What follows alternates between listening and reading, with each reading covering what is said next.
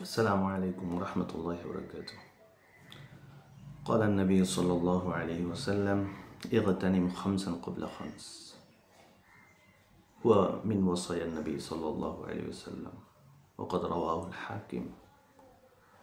اغتنم خمسا قبل خمس، يعني شبابك قبل هرمك، وصحتك قبل سقمك، وغناءك قبل فقرك، وفراغك قبل شغلك، وحياتك قبل موتك।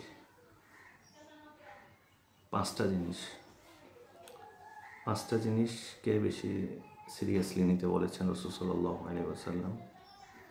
যেমন তার মধ্যে সর্বপ্রথম হচ্ছে শাবাবাকা ক্বাবলা হারামিক, যৌবনকে বার্ধক্যের আগে।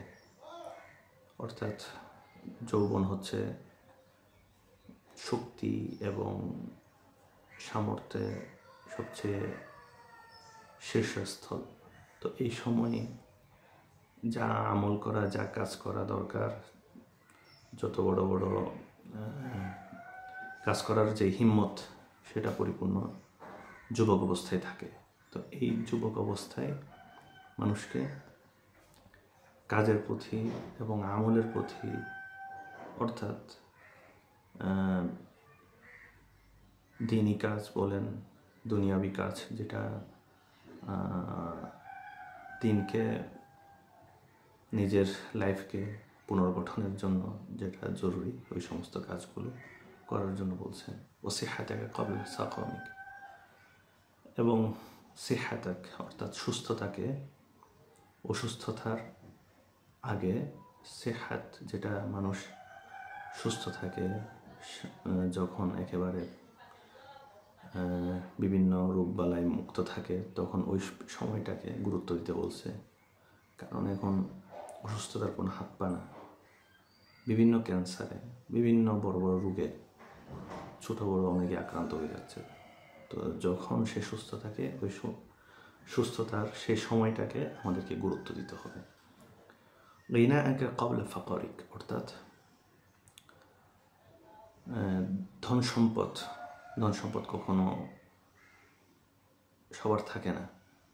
তো যখন ধন সম্পদ থাকবে, তখন একটা ফুরসত থাকে, একটা সুযোগ থাকে ফি সাবিলিল্লাহ, আল্লাহর রাস্তায় দান করা, আর অনেক আমল করা, বিভিন্ন কিছু করার তখন একটা ফুরসত থাকে।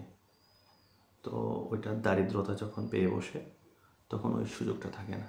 তো দারিদ্রতার আগে এই যেই গিনাক, অর্থাৎ ধনাত্ম ব্যক্তি, যে ধনাত্মতার অবস্থান, ওইটাকে কী করা, গুরুত্ব দেওয়া। ওয়া ফারাগাকা ক্বাবলা শুগলিক, এবং যেই ব্যস্ততার সময় আছে, এই ব্যস্ততার সময়ের আগে যে অবসর টাইম, ওই অবসর টাইমকে গুরুত্ব দিতে হবে। এই অবসর টাইমকে কাজে লাগাতে হবে। ও হায়াতাকা ক্বাবলা মাউতিক, এবং জীবনকে মৃত্যুর আগে গুরুত্ব দিতে হবে।